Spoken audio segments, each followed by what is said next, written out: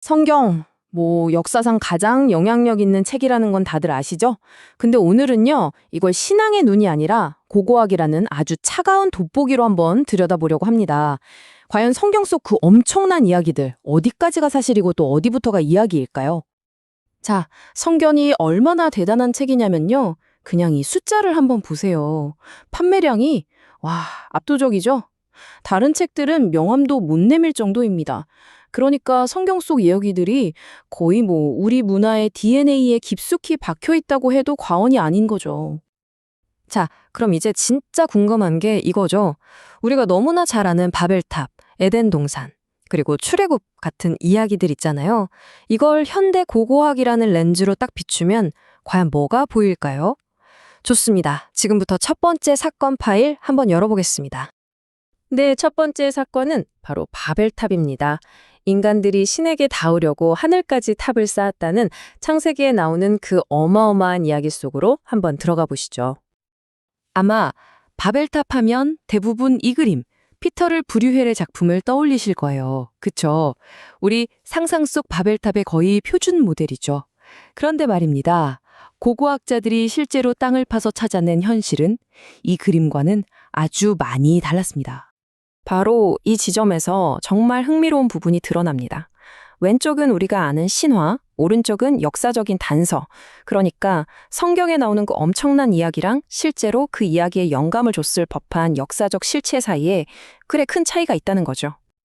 그 역사적 단서가 뭐냐면요. 바로 지구라트라는 겁니다. 특히 바빌론에 있었던 에레메난키라는 이름의 거대한 지구라트요.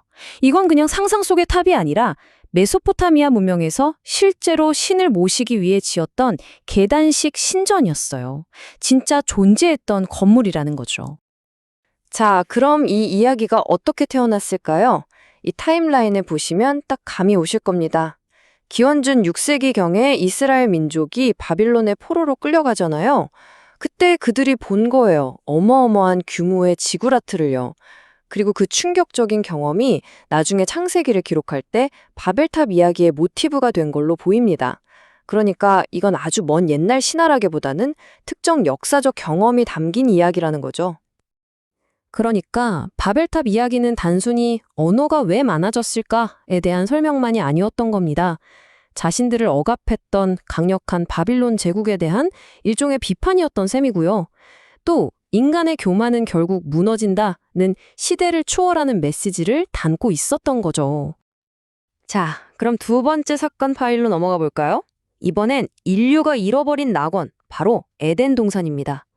과연 지도 위에서 이 파라다이스를 찾아낼 수 있을까요? 성경을 보면요, 꽤 구체적인 단서가 나와요. 마치 보물지도처럼 4개의 강 이름을 딱 알려주거든요. 이 강들을 따라가면 에덴이 있다. 이런 식이죠. 그런데 학자들이 이 지도를 들고 실제로 추적을 시작하니까 이게 생각보다 훨씬 복잡한 문제에 부딪히게 됩니다. 자, 표를 한번 보시죠. 티그리스강, 유프라테스강. 이건 우리가 아는 강이죠. 지리적으로도 말이 돼요. 근데 문제는 나머지 두 강, 기혼과 비손입니다. 기혼은 나일강으로 추정되는데 티그리스랑 나일강은 수천 킬로미터나 떨어져 있잖아요. 이걸 어떻게 한 장소에 모으겠어요? 말이 안 되는 거죠. 결국 이 지리적인 모순 때문에 대부분의 학자들은 한 가지의 결론에 도달하게 됩니다. 에덴 동산은 애초에 지도 위에서 찾으라고 있는 곳이 아니구나. 이건 물리적인 장소가 아니라 일종의 문학적, 상징적인 장치라는 거죠. 어떤 학자의 말이 딱 와 닿는데요. 에덴은 우리 모두가 마음속으로 갈망하는 완벽한 장소라는 겁니다. 그게 고대 메소포타미아였든 아니면 현대의 어떤 이상향이든 상관없이요. 결국 에덴은 우리가 잃어버린 완벽함 그 자체를 상징하는 거죠. 자, 이제 마지막 사건 파일입니다. 어쩌면 오늘 다룰 이야기 중에 가장 논쟁적이고 또 가장 어려운 주제일 수도 있겠네요. 바로 이스라엘 민족의 탄생 신화, 출애굽 이야기입니다. 숫자 0이 보이시죠? 이게 바로 수백만 명의 이스라엘 민족이 40년 동안 시나이 사막을 헤맸다는 직접적인 고고학적 증거의 숫자입니다. 네, 0이에요. 지난 100년 넘게 고고학자들이 정말 샅샅이 뒤졌는데도 그 엄청난 되이준 흔적이 전혀 발견되지 않았다는 겁니다. 그럼 이 거대한 침묵, 이걸 우리는 어떻게 받아들여야 할까요? 그럼 혹시 시대를 잘못 짚었나? 해서 여러 시도를 해봤죠. 성경 연대기대로 기원전 15세기로 보면 아니 이때는 이집트가 가나안 땅까지 다 지배하던 시절이에요. 그럼 이집트에서 탈출해서 다시 이집트로 들어간다는 좀 이상한 상황이 되고요. 남세스라는 도시 이름에 맞춰서 13세기로 보면 이번엔 또 예리코성 붕괴 같은 다른 고고학적 증거들이랑 시대가 안 맞아요. 이것도 저것도 딱 들어맞지가 않는 거죠. 그래서 많은 학자들이 이런 생각을 하게 됩니다. 혹시 출애굽이 어느 한순간에 일어난 단 하나의 거대한 사건이 아니었던 건 아닐까 하고요. 수백 년에 걸쳐서 여러 작은 그룹들이 이집트로 갔다가 억압받고 또 탈주했던 그런 여러 경험들이 있잖아요. 그런 흩어져 있던 기억들이 시간이 지나면서 하나로 합쳐져서 민족 전체의 해방이라는 아주 강력한 하나의 이야기로 만들어진 거라는 거죠. 자, 바벨탑부터 출애굽까지 살펴봤는데요. 이 모든 미스터리들이 결국 우리를 하나의 아주 근본적인 질문 앞으로 데려다 놓습니다. 바로 역사와 이야기는 대체 무슨 관계일까 하는 질문이죠. 그러니까 질문 자체가 바뀌는 겁니다.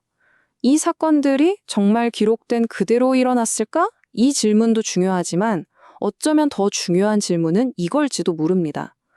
이 사람들은 왜 이런 이야기를 해야만 했을까? 그리고 이 이야기가 그들에게는 어떤 의미였을까? 하고요. 결국 이 이야기들의 진짜 힘은 그게 역사적으로 100% 정확하냐 아니냐에 있는 게 아니었습니다. 바로 우리는 누구인가라는 정체성을 만들어주고 절망적인 상황 속에서도 희망을 갖게 하고 억압에 맞서 싸울 용기를 줬다는 데 있는 거죠. 그게 바로 이야기의 힘입니다. 그래서 이런 말이 있는 것 같습니다. 중요한 건 그 일이 정말 있었느냐가 아니다.